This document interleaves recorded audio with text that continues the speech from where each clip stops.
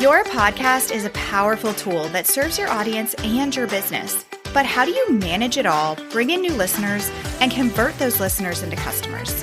That's what this show is all about. Welcome to Podcasting for Educators.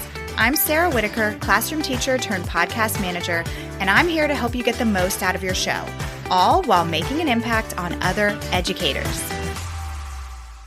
Hey there, and welcome back to another episode of Podcasting for Educators. Before we get into today's content, I wanted to let you know of another podcast you might love if you're enjoying this one.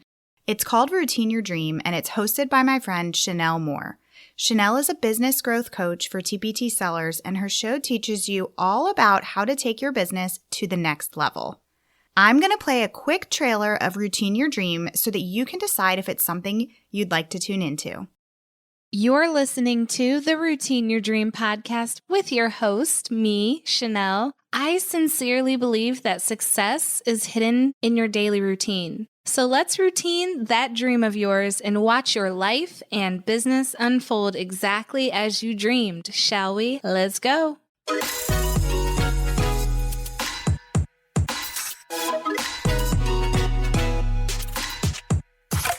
You can listen to Routine Your Dream on Apple Podcasts, Spotify, or any other listening apps. Or for more great business tips, connect with Chanel on her Instagram at Routine Your Dream Podcast. This is episode 4 in our series all about organic podcast growth.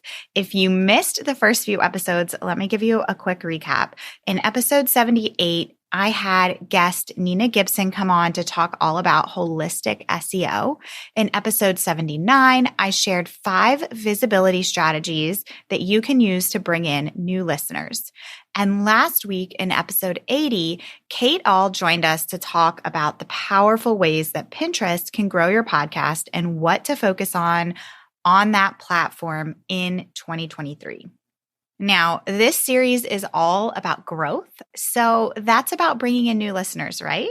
Well, yes, that's definitely true, but it also involves something else very important, and that is nurturing your current listeners, because you can bring in new listeners all day, every day, but the key is actually keeping them around. So today we're going to look at the importance of listener retention and how much that impacts your podcast growth. I want you to think about what makes you want to keep coming back to your favorite podcasts. So when I sat down to think about this, some key indicators that I thought of that really tend to make a listener stick around are, of course, technical things like good audio quality. Nobody wants to listen to like really, really crappy audio. So if you're somebody out there who podcasts in your car and there's traffic in the background in every single episode, it might be time to bring it inside and start improving your audio quality. But another big thing is consistency. I've talked a lot on this show about how podcasts become a part of people's routines. And if somebody's building your show into their routine, they need to rely on it at the same time each week. So you definitely want to make sure that you're being consistent. That is part of nurturing your audience. And then another big thing that makes people continue to come back week after week is that they're getting something out of listening to your episodes. And this is going to depend on the type of show that you have, but usually I break this into 3 categories. It's likely that somebody's coming to your show to be entertained, to get information, or to be inspired. And often it's a combination of those things. But whether it's a true crime podcast or an educational podcast, those listeners are coming to the show for a specific reason and they want to walk away with something. So that might be that they're turning on your podcast to be entertained during a long road trip, or it might be that they're coming to your podcast to learn some new classroom management strategies. All of these things are part of nurturing your listeners. And I am going to go more specifically into this idea of nurturing your podcast listeners in just a second. But as I sat down to outline this episode, an experience that I had popped into my head right away. A couple of years ago, I was, and I'm sure that this will shock absolutely nobody, I was listening to a podcast, and it was actually my first time listening to that specific podcast. And I was binging several of her current episodes. And this podcast host, her messaging really, really resonated with me. She was a former teacher, which of course was another strong connection point for me. And I'm listening to these episodes, and as I'm listening to the most recent ones that had aired, I heard that she was promoting a group coaching program that she was opening doors to, and it was marketed as a small group coaching program. And it sounded absolutely perfect for where I was in my business at the time. I was a little hesitant to join because at that time, it would be the biggest investment that I had ever made in my business. And so as I'm sitting there kind of trying to decide if I wanted to go ahead and do this thing, I heard her say in her podcast episode that if we had questions about the program, we could send her a message. So I did exactly that. And to my surprise, she immediately responded through voice message.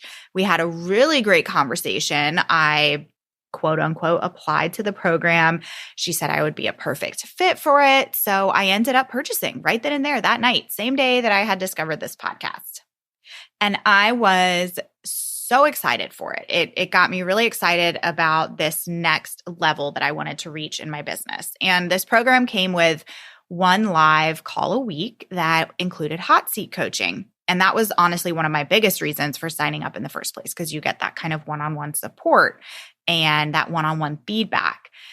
And so the program started. It was the first or second week that we had a call, and we get on the call, and the person who hosted this program, she got right on the call and she was clearly in a rush. And the very first thing she said to us was, I have a million things to do today. I have a hard stop at 3:00 or whatever time it was. Like, let's go. Let's get started.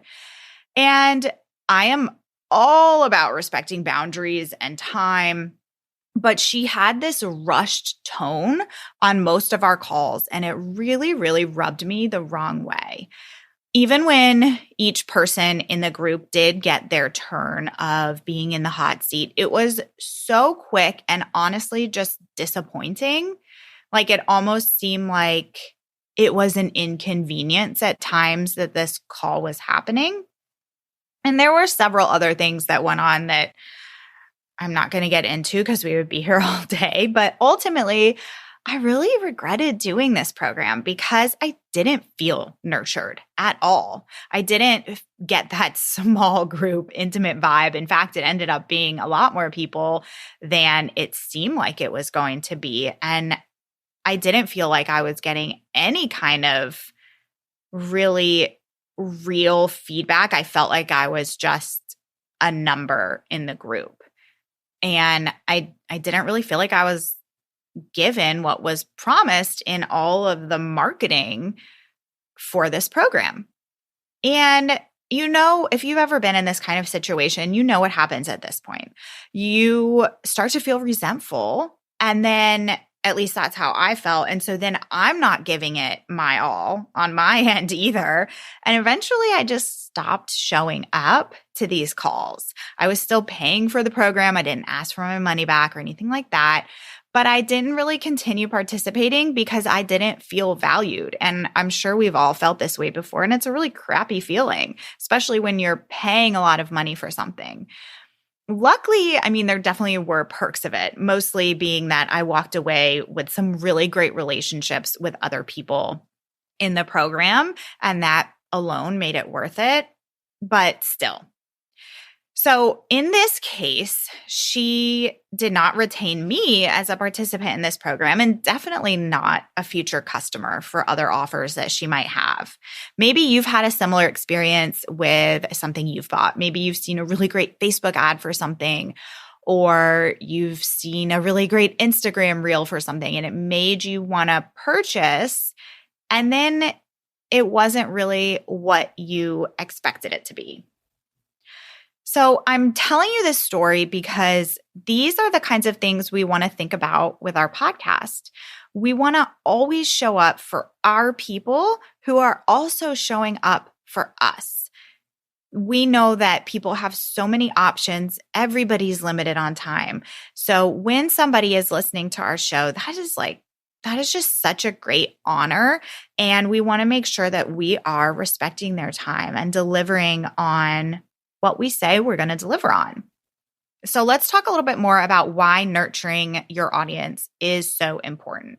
I created a little acronym to help us remember the kind of top 3 things that I want you to walk away with in today's episode. And for any of my friends who were in middle school or high school in the late 90s to early 2000s, you're going to appreciate this because the acronym is TRL.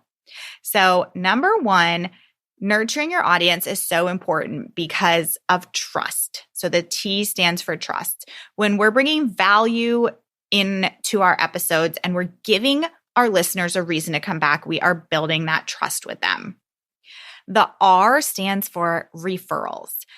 When you build that trust, your listeners are more likely to refer your show to other people. And word of mouth is still, and probably always will be, in the top 3 ways that people find out about a new podcast. So there's that piece of bringing in new listeners to our show.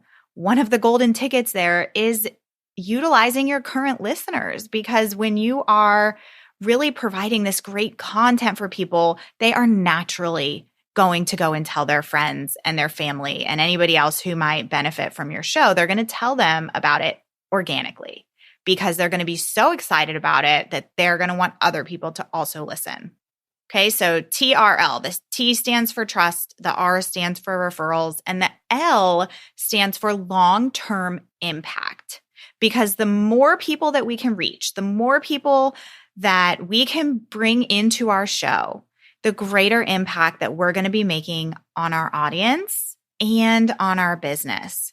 So the more people you're going to be able to support, and then also, of course, the more people that are going to be entered into your business world, into your email list, into your paid offers, and all of that good stuff.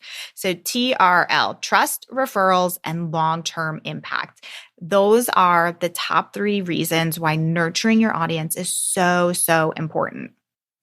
So let's quick talk about how we can actually do this nurturing. How can we make sure that we are showing our listeners that we really care about them, and as a result, retaining them week after week?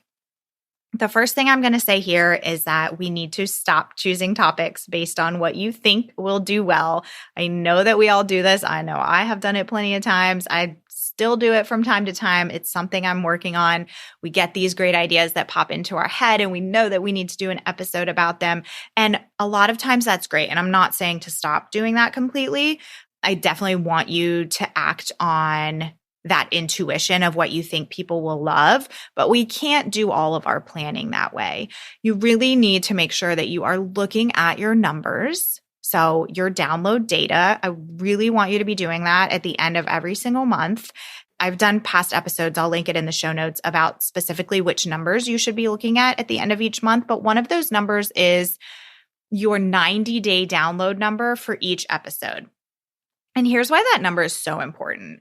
Because that number, that 90-day download number, so maybe you have an episode that goes live, you're tracking, how many downloads did it have after a week? How many downloads did it have after 30 days? How many downloads did it have after 90 days?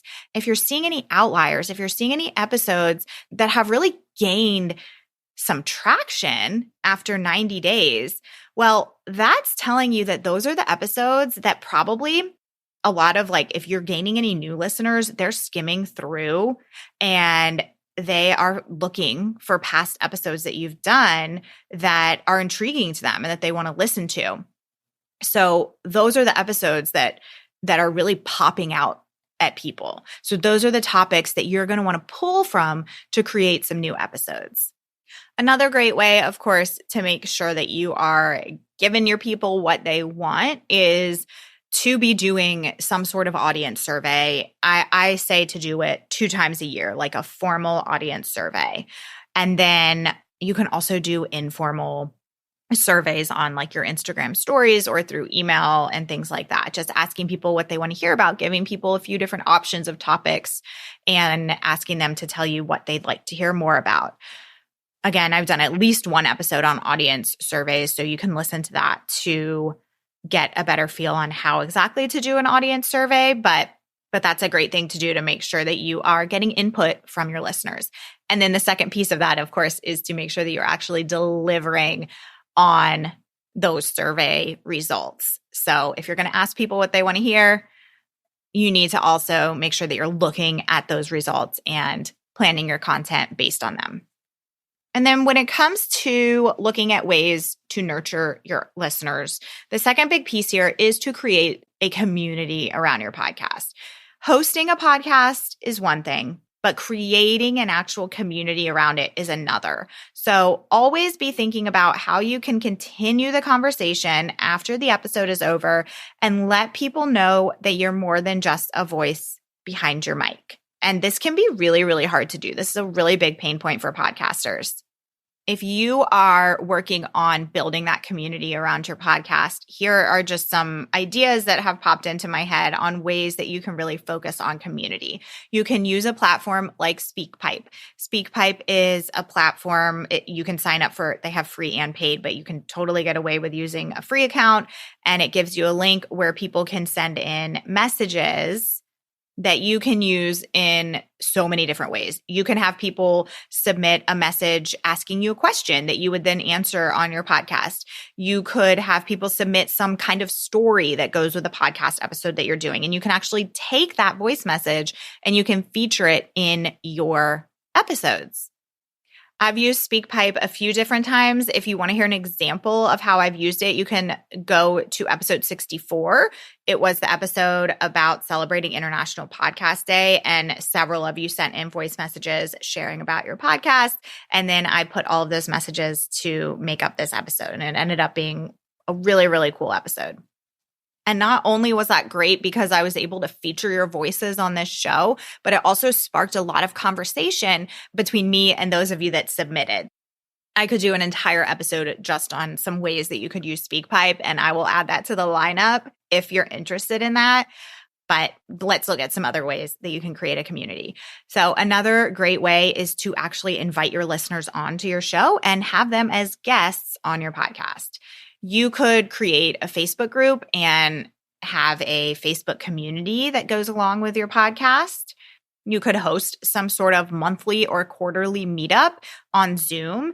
And this could be something casual or it could be something more formal like a training. An example of this is a few months ago, I did a podcast speed dating event and I promoted it here on this podcast. We had a great turnout. It was a lot of fun. And it was a great way to be able to see a lot of you face to face, and everybody got to introduce themselves. And it was just a really great time. Another really simple way that you can nurture your audience is by sharing podcast reviews, just like I did at the beginning of this episode. If somebody is going to take the time to write you a review, give them a shout out on your show. Make sure that they know how grateful you are for that review.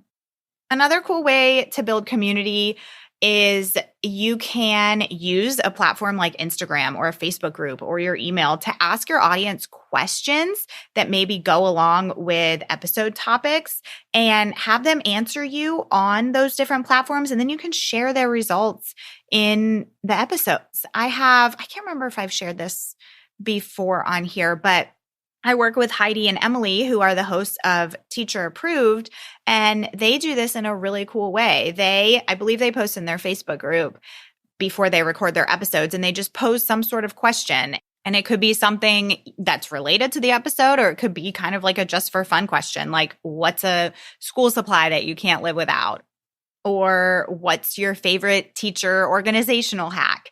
And then you would share those answers, some of those results on your episode. So it's kind of a cool way just to spark conversation and get to know your listeners, and then, of course, share their responses.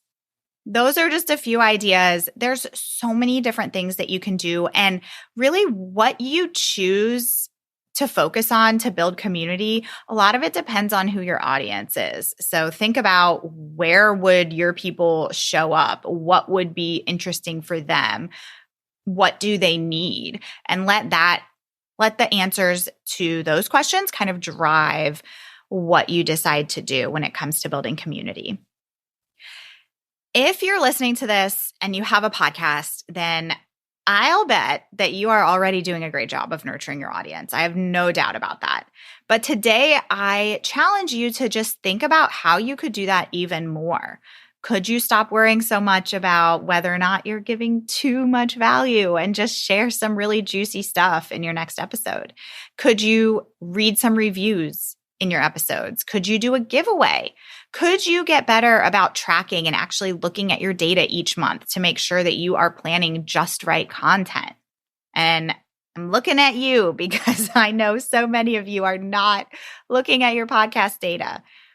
Could you level up your engagement or community in some way? That is personally my focus for this year, and I have some really fun things planned that I'm excited to share with you.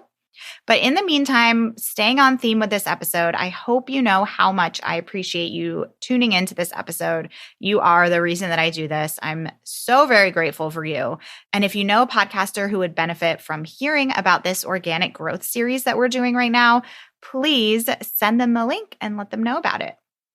You can check out any of the resources or the episodes I mentioned in today's episode at podcastingforeducators.com/episode 81. Next week, I've got a great interview for you featuring a special guest all about having an effective podcast marketing strategy.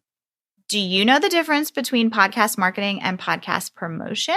That is just one thing we're going to cover in this episode. So I will see you here next week. Before we sign off, let's check out this week's shout out. Each week, I'm sharing a voice message from a fellow podcaster, and they could be your next podcast guest. After listening, if you'd like to collaborate with them, you can reach out using the information in the show notes from today's episode. If you're interested in being featured, head to podcastingforeducators.com/voice. Happy collaborating.